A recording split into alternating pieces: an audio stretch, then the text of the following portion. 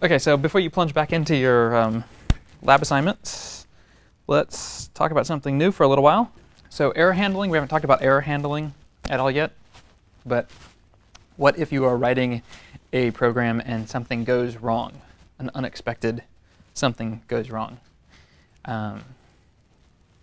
Python supports try-catch exceptions, which is kind of the modern way of handling error conditions. If you've programmed in older languages, you might be familiar with styles that involve catching a return value that's special that indicates an error condition and checking to see if an error occurred in handling it. But Python has exceptions, and I'd like to show you the syntax and then kind of talk about what they're for and kind of the philosophy behind them. So we've already seen some errors. Usually this is inadvertent, but basically anytime I do something that's not allowed, you see some sort of error message. It says traceback. And a few of you have gone a couple files deep, and so you see now tracebacks that follow your execution path, like what functions have been called. Tracebacks are kind of useful to see how you got where you got. But the key bit about the traceback, and sorry, let me not quite maximize it. Right? The key bit about the traceback is the last line here. It says name error, name QWER is not defined. And name error is the name of the exception that occurred. Exceptions are Python's name for exceptional conditions that are probably errors. And we can handle and inspect exceptions, possibly recover from them, and at least do something different if an error occurred. And exceptions also totally break program flow, which is kind of a good thing. So let's handle an exception. To handle exceptions, we use the try multi-line statement. I'm going to do the same thing that I'm doing here, which is call a function that doesn't exist. And try gets an except block, which is also a multi-line statement. It ends with a colon. And the code under the except block will only execute if there was an exception in the try block.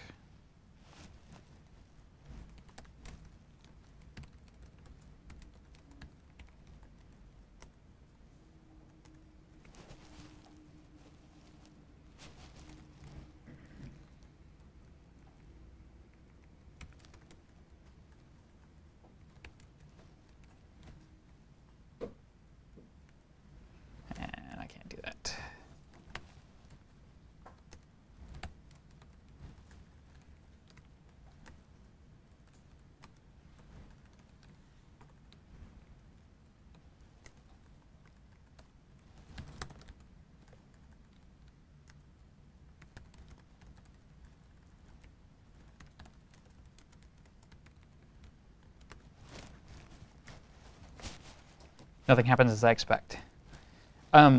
There's also an else condition. So we have, actually I'll do it again from fresh. We have a try block, an except block,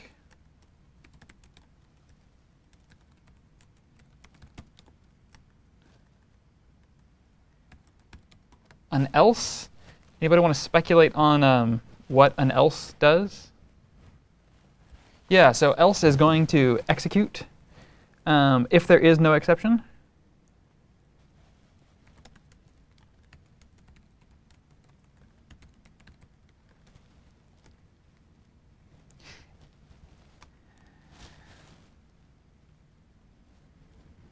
Oh, and I defined query earlier. Nice. And there's also a finally block.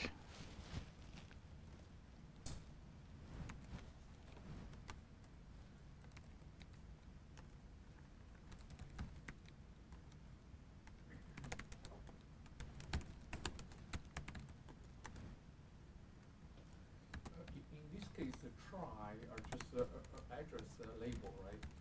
It is not. So this is not actually a goto. This is a multi-line statement that's part of the language grammar. So it's not a label for a goto. So how to interpret this try, column? Just like if, or just like while, or just like for. Oh, it's a multi-line statement that is a keyword. Oh, it's yep. one line a keyword. Oh, okay. So this is a new piece of syntax, Okay. and we're introducing 4 new keywords. Well, 3 new keywords, 1 keyword being used in a different way. Finally, any thoughts on finally? We have try, except will run if there are errors. Else will run if there are not any errors. Finally will run no matter what, damn it.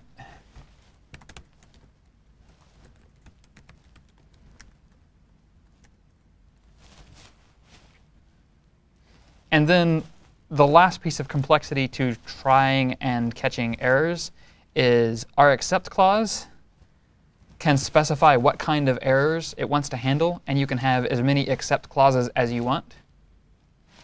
So you can have an except clause that catches one particular kind of error, and we're about to look at files. So say we try to open a file and we fail. We could have an except clause that handles an IO error. It's a predefined kind of error that the file handle will throw. We could have another except clause that handles some other kind of error. We might have a permissions error. So the file actually exists, but we don't have permissions to read it, and it throws a different exception. We could have different problem resolution or error code messages, depending on what kind of exception we're catching. And let's go ahead and catch an exception.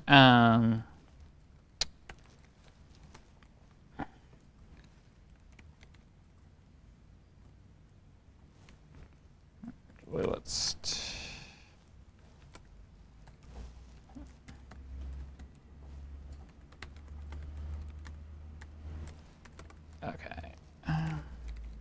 look at that error again. Name error is the name of our exception class. And I'm just going to copy that and try to call the non-existent file and accept name error. And we can also optionally catch the instance of the error if we want.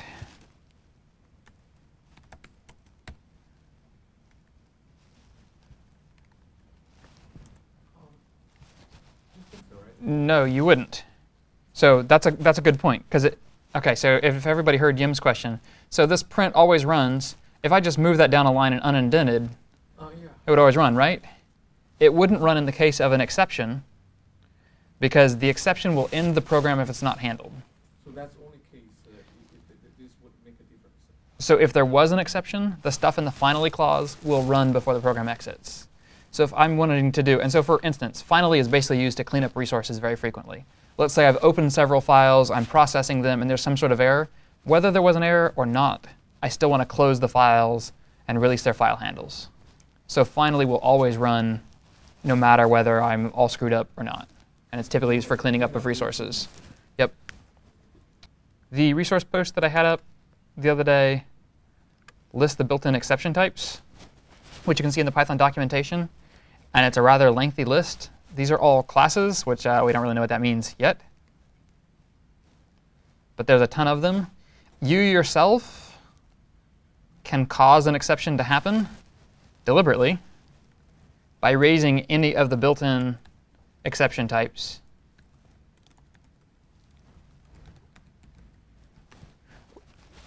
With the raise statement.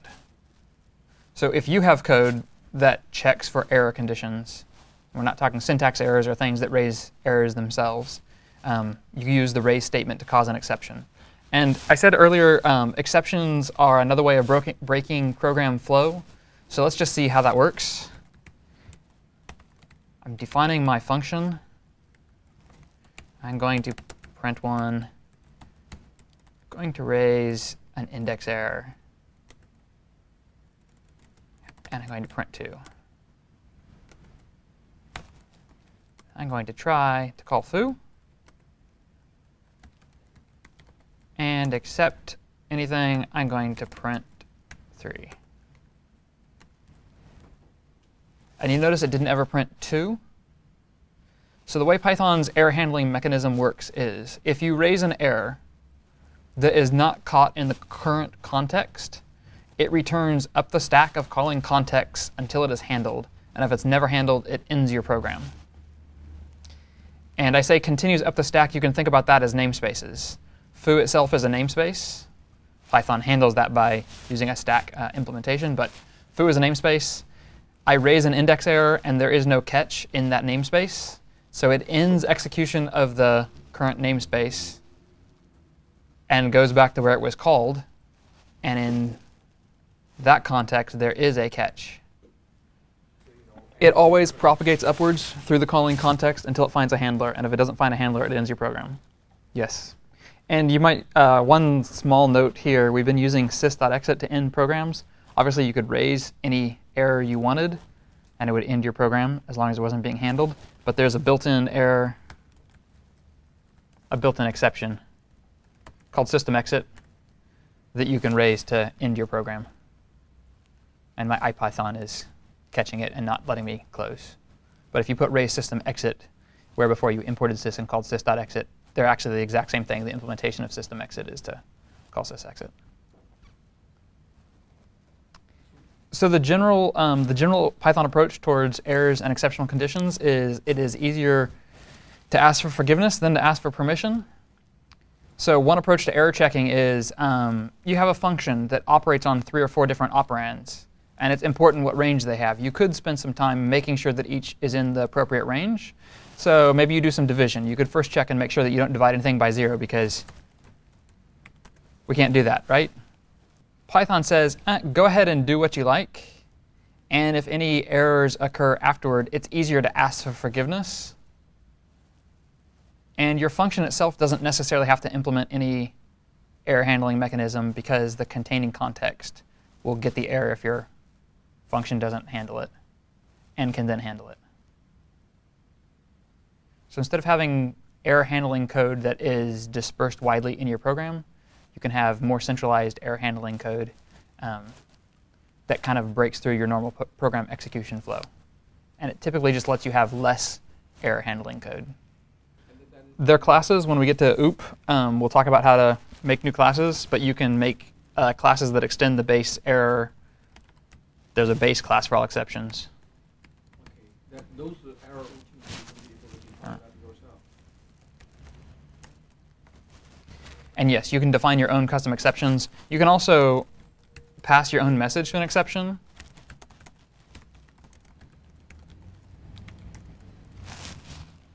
And that message gets attached to the exception and gets passed back up the context.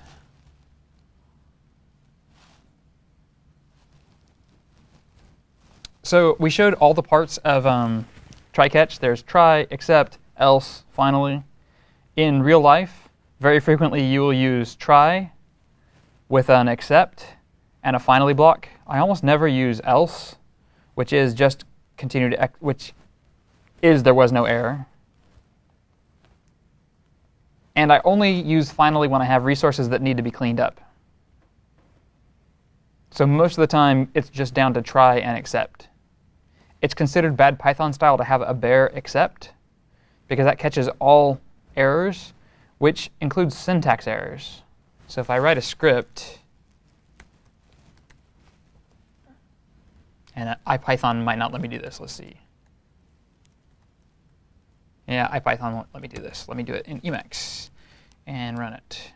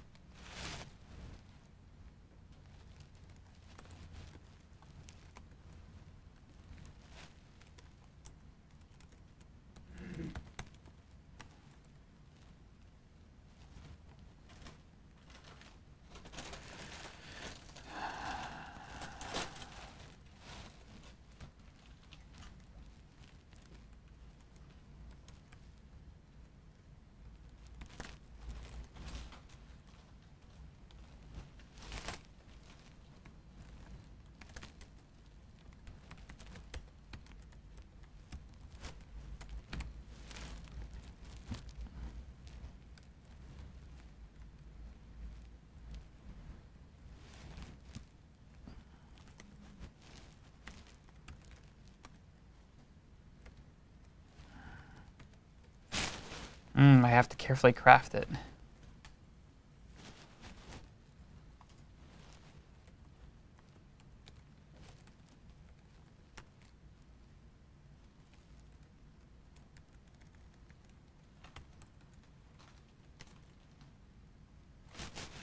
OK. So except is catching every exception that could possibly be raised. And I might think that it's kind of obvious that there's only one possible error.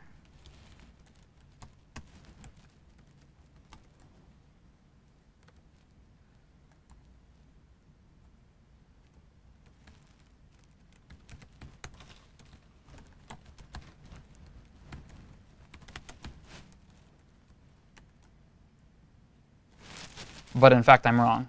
The actual exception that's being raised is I'm referring to a variable that's not instantiated. Because I'm catching any possible exception that could be returned. So bare exception classes or having an exception statement that inherits from the base exception are not a good idea. In general, you want to be aiming at specific exceptions.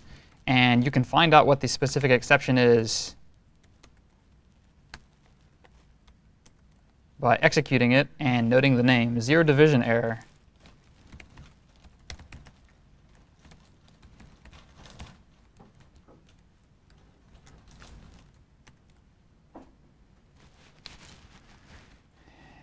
And now you'll notice I ran my program again. The error that's actually occurring is, again, I have a name that's not defined.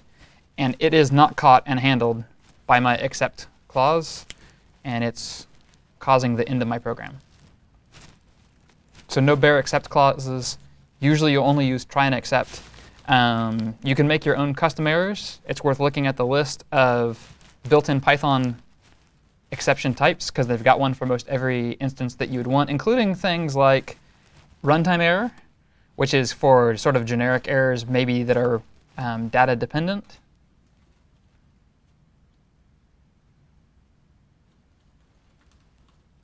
Things like index error I'll sometimes use to say I'm getting something that is out of range or is not a key that I wanted.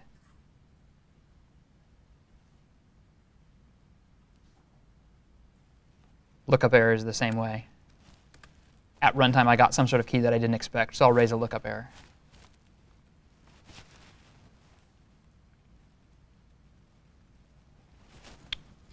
OK, errors fairly straightforward. Exceptions fairly straightforward. Has anybody used languages that have try-catch blocks? Java does, I know. We had some Java programmers. No? PHP does nowadays, but probably not. Yeah, it's kind of a new thing to PHP. It's a different way of thinking about how to handle errors. It's typically less verbose. It's a little confusing that it breaks program execution, but really frequently that's what you want anyways. Very frequently when you're making guards around functions you're going to return anyways. You can't bother to execute all the rest of the code when you don't have the appropriate error conditions. So trying and catching flows pretty well in how most programs are structured. So you have to manually yourself decide to take that approach. There is a built-in logging module. And we'll probably talk about it on the fourth day. It's kind of on my list of things to talk about. And again, if you look at the resources page, the standard lib logging module is a little bit verbose. I believe it's a copy, again, of a Java implementation. So it's a little bit complicated to understand. And this is actually the best piece of documentation I've found on it. It's pretty configurable. You can have logging channels. Logging channels can be connected to loggers that output to various things like, say, email or database. And you can configure what sort of errors they respond to. So you can log everything to a single channel and only email like critical errors, for instance. And yeah, you could wrap your entire... So if you wanted to do what you're just suggesting, you could use try-catch blocks in your code in places where you can potentially recover from errors, which is sometimes. Sometimes you can do some sort of cleanup or say, oh, I got a zero divisor. I'm just going to return 0 here. That's a special case.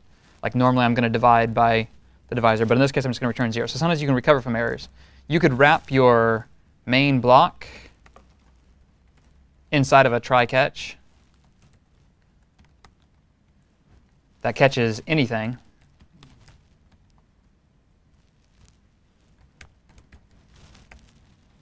And log any errors that occur.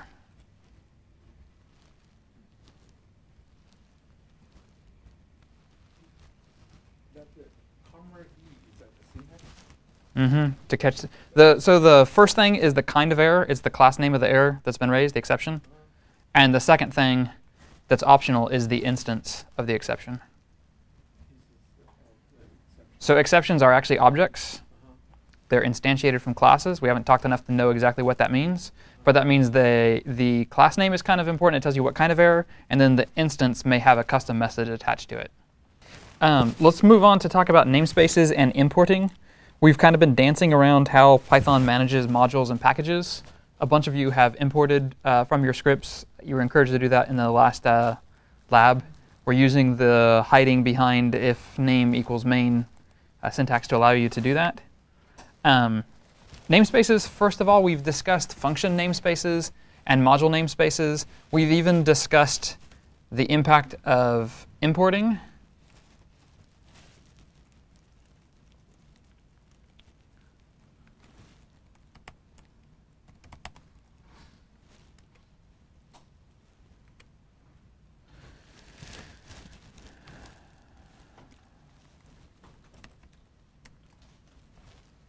So we've been saying all along that there are basically two namespaces. There's a local namespace and there's a global namespace. Once again, I've kind of lied to you in the interest of simplicity. There's actually a local namespace, and what we've been calling the global namespace is actually your modules namespace. So there's not a single shared global namespace for all the modules that exist. We can create new namespaces by creating functions, classes, and objects, as we'll find in a little while. And we can impact our current namespace by importing in four different ways. So the import statement, Python looks in predefined locations that are determined by your Python installation. On most sane operating systems, there is a site packages library that is in your system directory if you have a Python that's installed by your system. So Unix and Mac OS people have fairly sane setups. For Windows, I think it's actually the default, like on your Windows box, is going to be C drive python27/lib. There's a bunch of Python and PyC files in there, and they're all accessible to import automatically. Most Python installations also will look in the current directory automatically for importing things. And aside from that, you can manage your environment, basically where you look for things to import, in a bunch of different ways. You can manage it manually. The sys.path variable has every place Python is looking for packages right now. And it alarms me somewhat to see that user bin is there. It's looking in egg files, which we will talk about at some point. But egg files are basically a way of zipping together a Python distribution. So you can do a single file distribution of a package. And then it's looking in some predefined locations in lib, the Python directories, and most significantly, dist packages are things that Ubuntu My OS installs.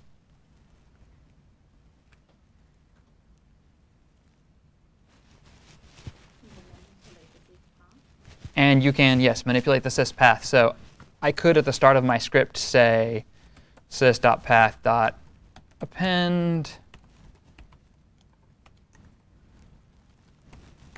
It's just a list. And now it's got an extra location. And any Python files that are there, I can automatically import by saying import. They have to be files that end in .py to be importable. You can't specify the full file name when you import. And as we've discussed, they have to be files whose name is a proper Python variable. So yes, you can run a Python file with a dash or a space in it, but you can't import it. Python lets you organize modules into hierarchical collections called packages. And the rules for packages are pretty straightforward. A directory is a package if it contains a special file. And the name of the special file is dunder init.py. So underscore underscore init underscore underscore .py. Yep. So packages can be modules in a hierarchical folder layout. But it only works if there is a underscore underscore init underscore underscore .py file. So let's check that out a little bit.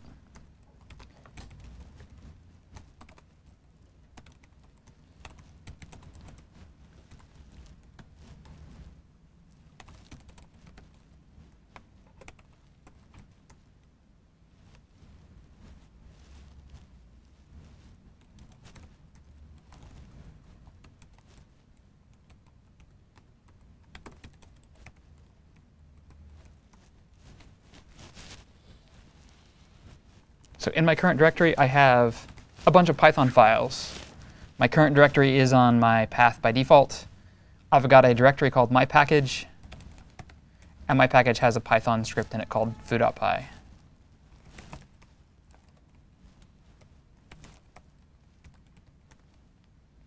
There is no module named my package.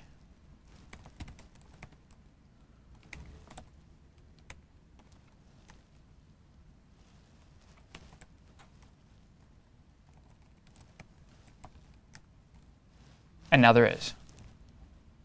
So what changed? I just added a special file to the directory that indicates to Python, this is a package. You don't need to do anything else. The init file is empty. There's nothing in it.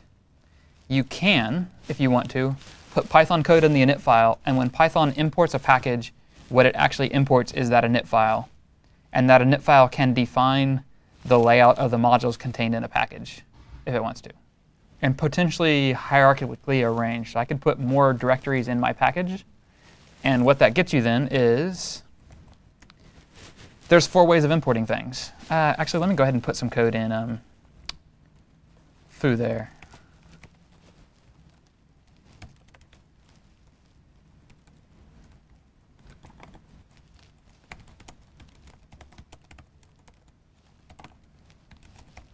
You can cover in the format of the init and underscore .py file. Yep, we'll talk about that in a second. So let's talk about the import statement. We've been using import without kind of explaining how it works or the various ways you can use it. We've done straight imports. So I can import my package. And what does that statement do?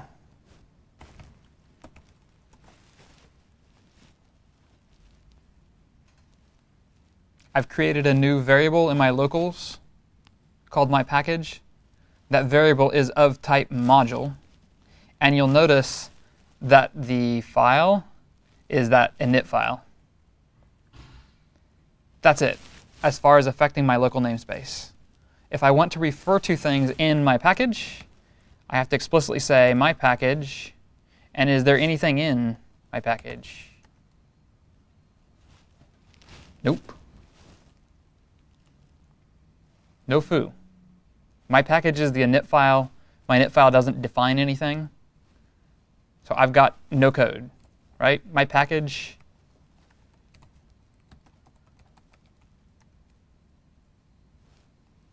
it's just a module. The from statement can preface an import.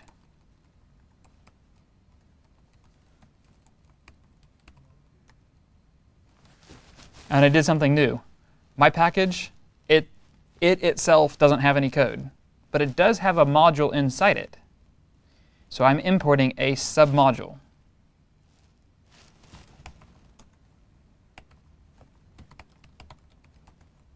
And foo does have, a little bit of code attached to it.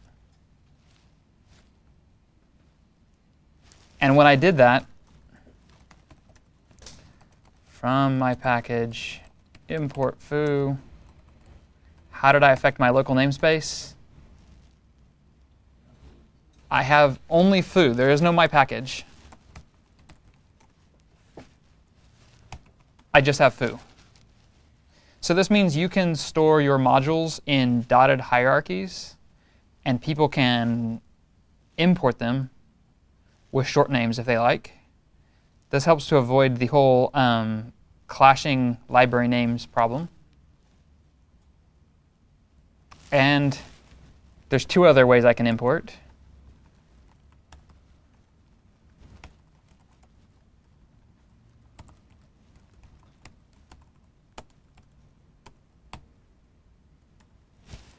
Not only can I put a from module import module, I can do as and a new identifier. So you remember earlier we were using datetime? It's like the very first script. And we could do import datetime, and then to get to the now function, we had to do datetime, which is a package. Datetime is a class inside that package. now is a function that belongs to that class, which is kind of long. We could do from datetime import datetime, and that's shorter.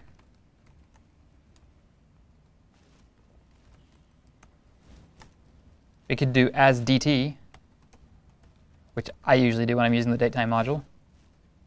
So I've given it a new and shorter identifier. Can we import now directly?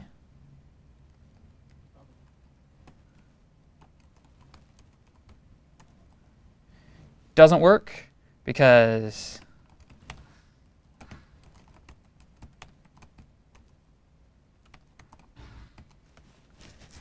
datetime is not a module. It's a class. So from a module, I can import anything I want.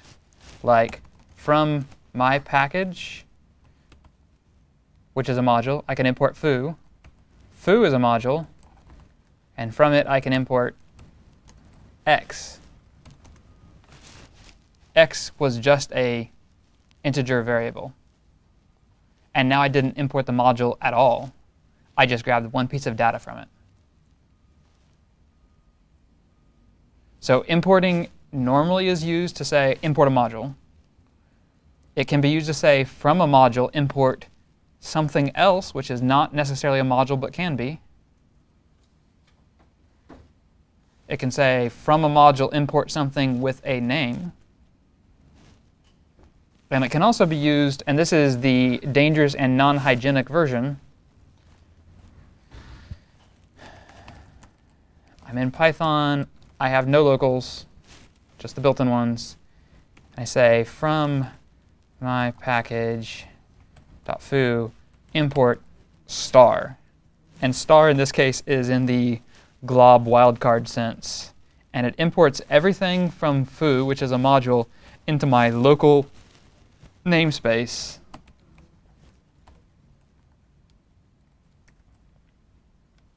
And you notice there's now an X. This is dangerous.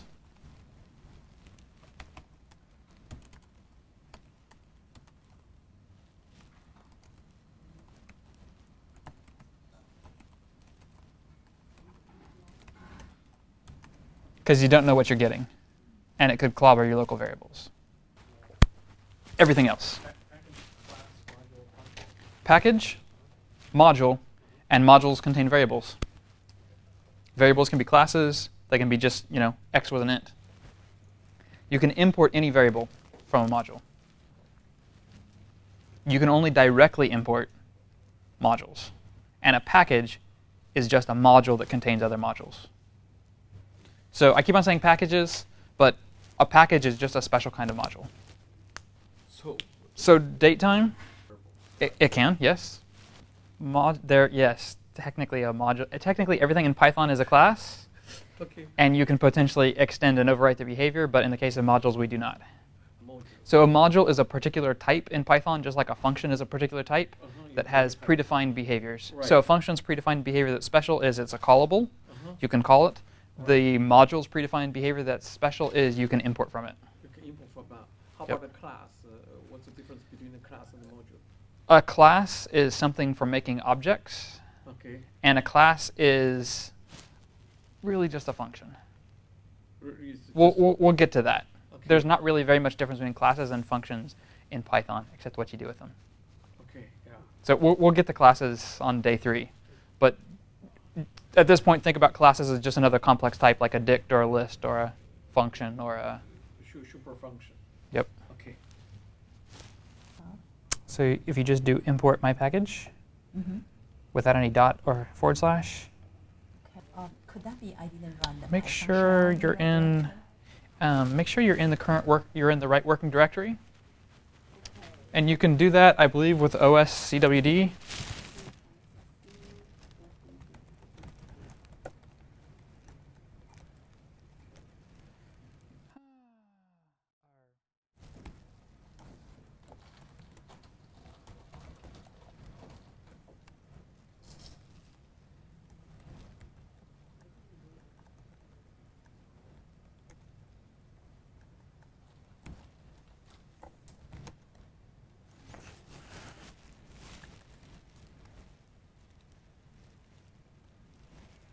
There's CWD.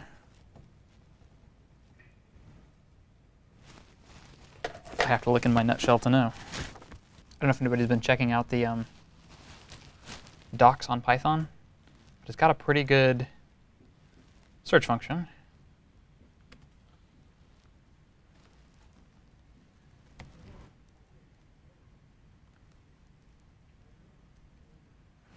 And that's not what I want. Get CWD.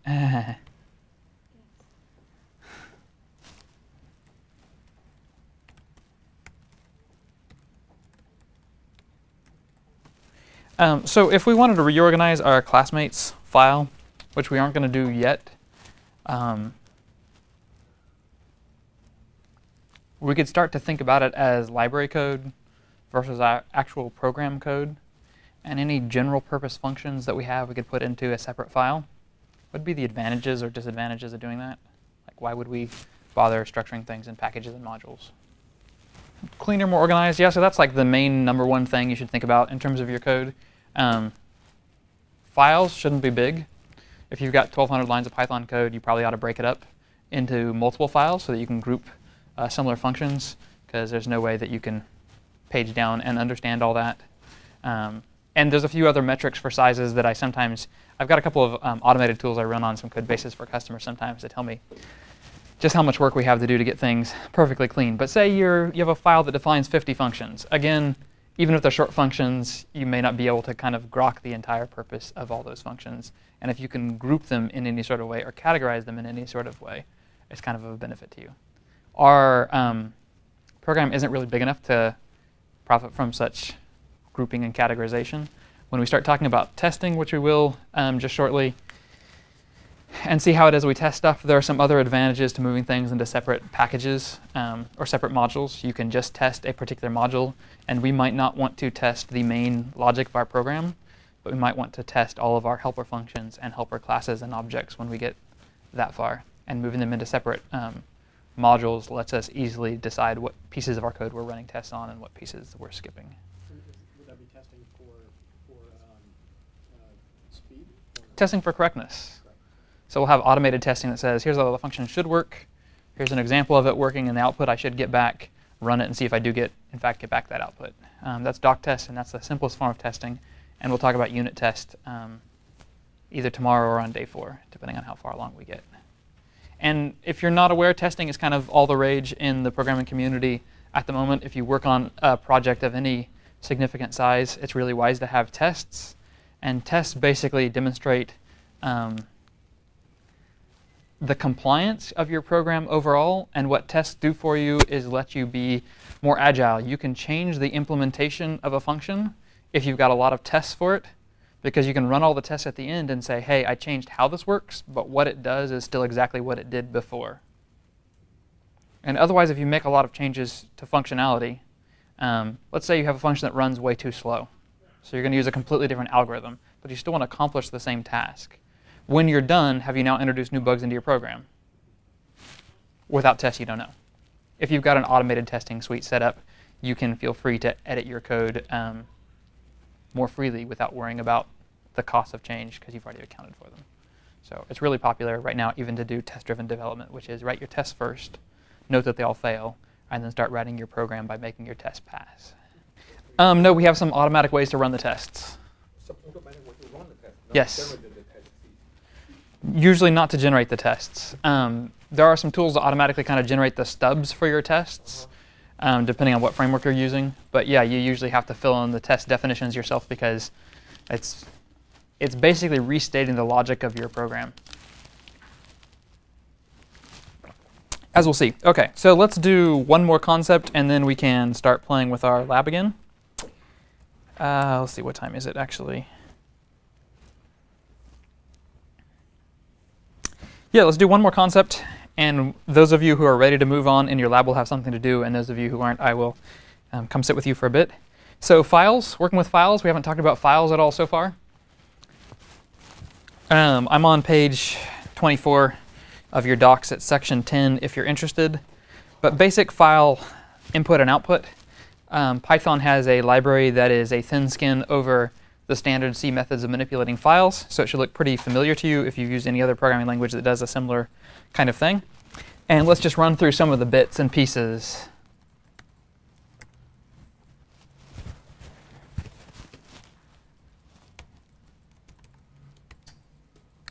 I'm using IPython, which will give me, in fact, let's give myself a file to work with.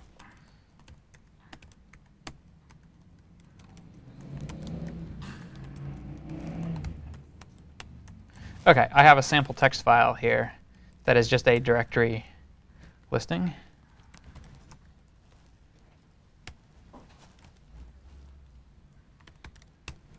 The open built-in accepts a file name argument. It can be relative path, so it's based on where I currently am, or an absolute path. And my IPython shell does autocomplete on the file system as well. So now what have I got? I've got a file object. It's just a normal variable, no special syntax. But it's of type file. It specifies where the file is. It says mode R. When we read and write from files, we can open them for a variety of things. The default is to open them for reading. We can also open them for writing. If you open a file for writing, it empties the file and starts you at the beginning of the file. So you usually only open files that don't yet exist for writing. If you want to edit a file, there's mode A for append, and the file object will let you move to an arbitrary position within the file and write data. The other thing to be aware of is that you open files with either a text or a binary mode, and this is a cross-platform deal. If you open files in text mode, which is the default, I believe, is that right? Yeah, which is the default. Python will automatically handle new line characters for you because it's assuming you have a text file that is separated by carriage returns. If you open it as binary, Python doesn't take into account the new lines.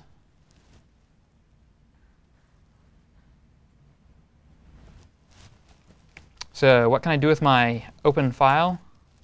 I have read, read line, and read lines. Let's look at read lines first. It's a function, and it returns a list where each item in the list is one line from my file, and it is the whole line including the trailing carriage return. See the /n at the end. If I run it again, I got nothing. The file object is inherently file pointer based. So when you open a file object, it has a position, and it starts out at the top. You can move that pointer around explicitly by seeking to a specific location, or you can move the pointer by reading from the file. And if you read a single line, it moves a single line. If you read all the lines, it moves to the end. So I can do an f.seek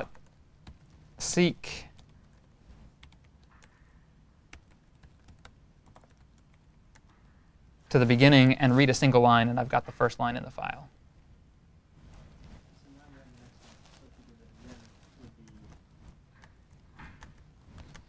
So you may be very tempted to write code like this.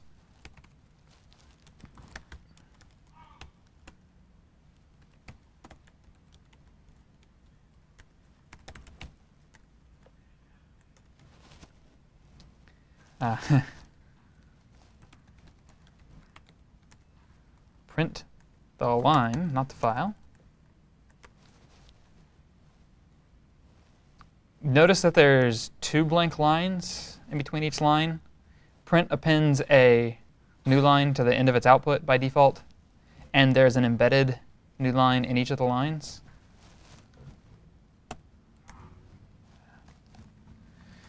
Gotta seek.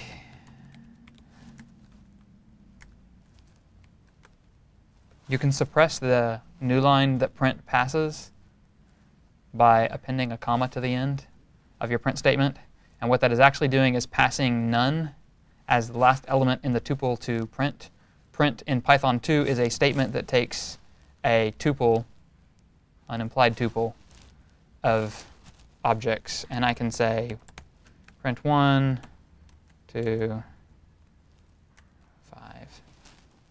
it's accepting multiple parameters, if you like. If the last one is none, it'll suppress the trailing new line.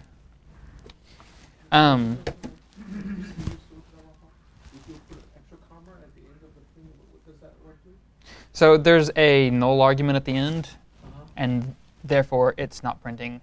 It's suppressing the new line. If the last thing you pass it. Yes. So I still get a new line because there's one embedded in my file. And I was about to say you might be tempted to write code like for line in f.readlines. Don't do that. Seeking back to the beginning here.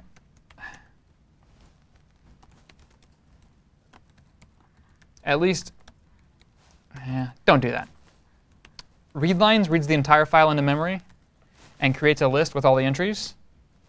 So if you have a really big file that you want to loop through, like say you open a 2 gig text file and you say for line in f.readlines, the first thing it'll do is read 2 gigs of text into memory and then start looping. Very slow. It would be better to say for f, and I got to remember to seek each time I move to the end of the file, for L in f.readline,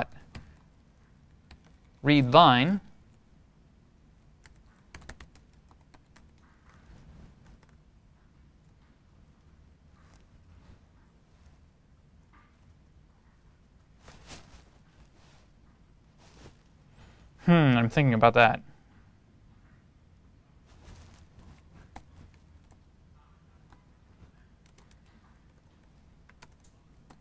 Ah, right.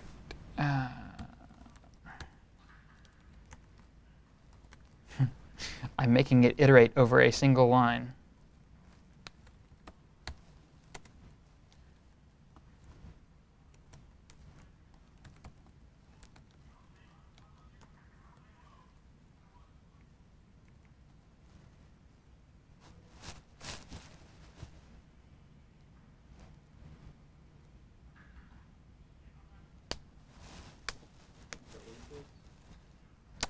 No, actually, what I want to do is the assignment, and I thought I could shortcut the assignment.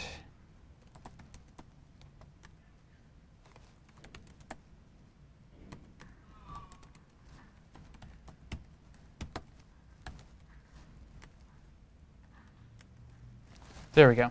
So I knew I'd done this the stupid way before. So this way is more efficient, and I've written code that does this. I'm reading through the file a line at a time and looping. I can't do it with a for loop. I have to do it with a while loop, and I have to initialize my line and read line at the end. The file object itself is iterable, and the real way to do this is for line in f, just f.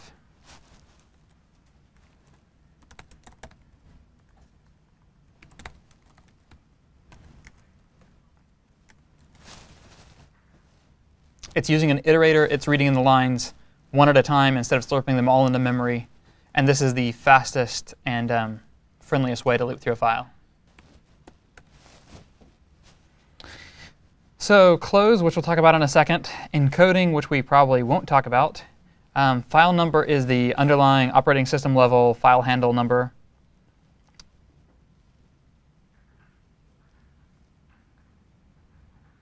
There is not. And that kind of makes sense. How could you tell how many lines there are in a file? Well, you'd have to read the whole file, and count the /n's. That's right. So if you're going to do that,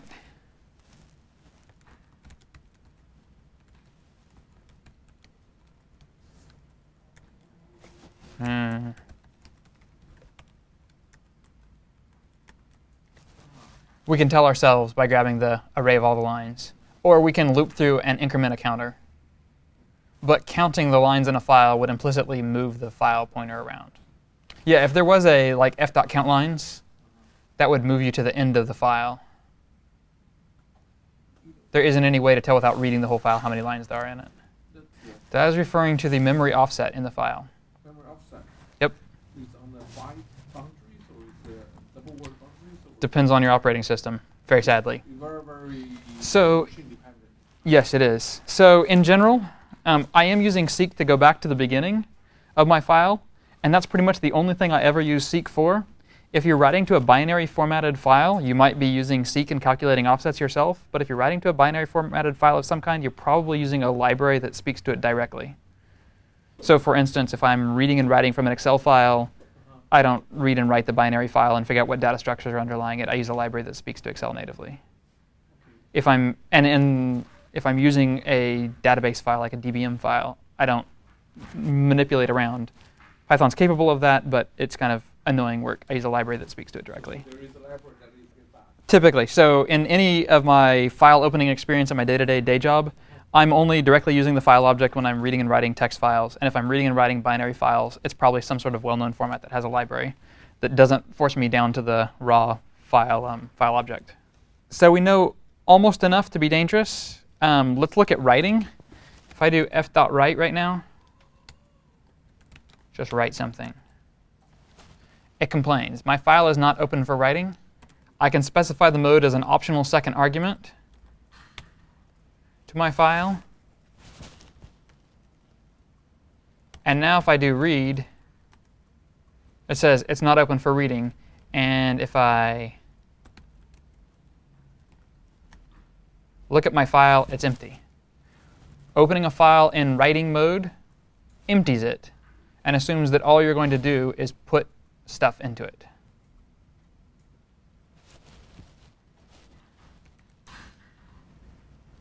Let me recreate my file.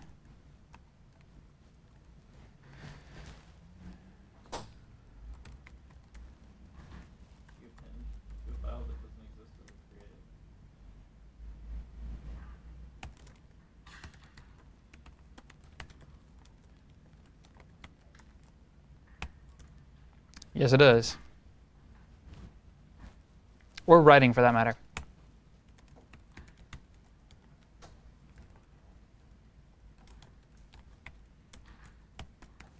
And if I do append mode, append mode is going to move me to the end of the file, not truncating the file, but it's still opening it for writing only. Last thing to know about files, so mostly we haven't talked very much about memory management, because Python has automatic memory management. File objects shouldn't be left open once they're done with. They do have a protocol to automatically close themselves. So for instance, if you open a file within a function and the function execution ceases and the file variable now goes out of scope, Python will automatically close the file for you. But for instance, if you're opening files within a loop, it's possible to accumulate lots of open file handles, which your OS may or may not like. So it's worthwhile to explicitly close. And a common use of try and except blocks is to make sure that you have a finally that closes your file no matter what else happens. So if there was some exception in reading, that's fine, but let's make sure that we close our file. So I'd like you all to play in the interactive console with the file object. And then the next thing we're going to do for our classmates file is start out reading our initial data from a text file. And I'd like that text file to be in CSV format. We're not going to use the built-in CSV library to read and write from it, but we do know enough to parse CSV. We have a split on a separator, which is going to be a comma. Let me pull up the instructions.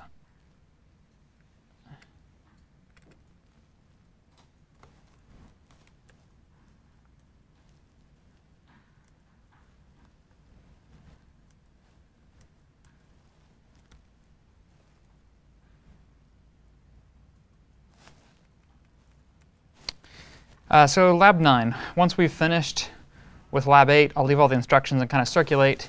Let's load the data from a CSV text file. And CSV is a common data interchange format, and it should look something like this.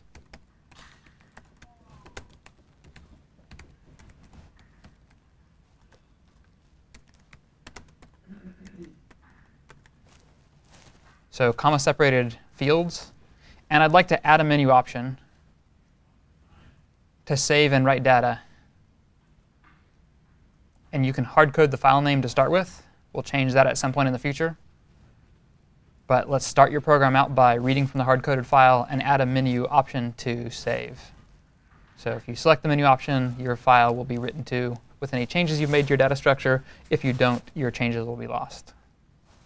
What's the function for reading from a file? .read. And so just to recap what we've said about files here, we operate on files by acquiring a file object.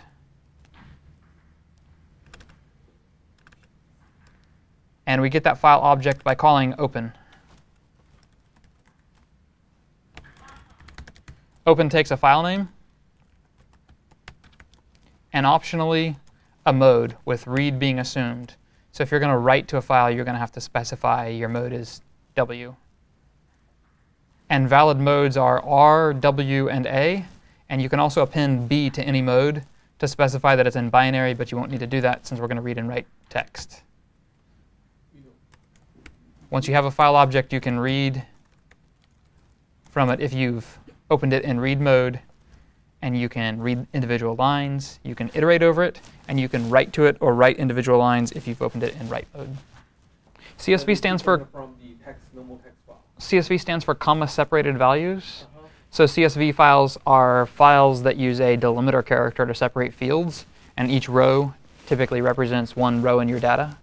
And comma, specifically CSVs are commas, but sometimes people make CSV files that use a semicolon or use a tab or use another delimiter character. And all spreadsheet software will freely import and export from formats like CSV and TSV. The separator is used for separating the lines or separating the... Separating the fields. Lines are separated by a new line. So you could have spaces in your data. And the important thing is basically to choose a separator that won't appear in your data, which is why sometimes people use tabs. If your data contain commas, then the additional complexity is you have to quote your data appropriately. And there's a built-in library that handles all that complexity, which we will switch to using at some point, but we're going to start out wrangling our own CSV. And pretty much all you need to know for CSV is how to open and read files, which we've covered, how to split lines of text. So you're going to end up with lines that look like this.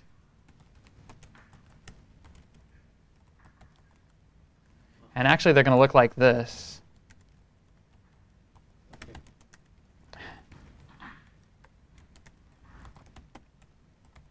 You can split them by a separator character, which would get you a list. You'll notice that that /n is still in there. If you want to get rid of that /n, this string type has a bunch of functions on it, including strip. And strip strips leading and trailing white space by default, or you can specify the character you want to get rid of. So just calling strip on line returns a new line because line is an immutable type without white space, and new lines are considered white space.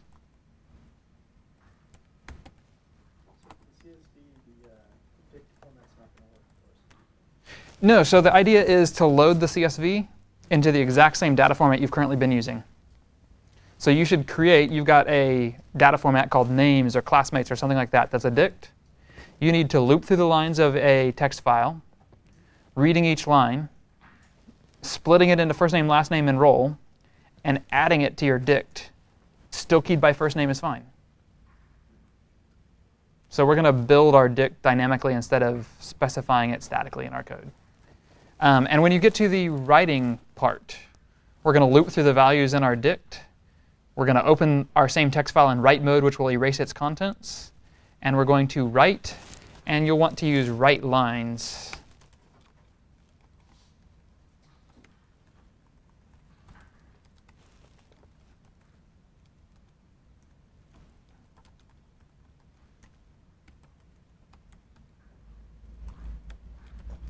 And write lines accepts a sequence of strings, as in a list of strings. It expects the strings already have the new lines in them, but it will write them all to a file. So your writing operation is simply going to be add new lines to your list of values and write your list of values to pass your list of values to f.writelines.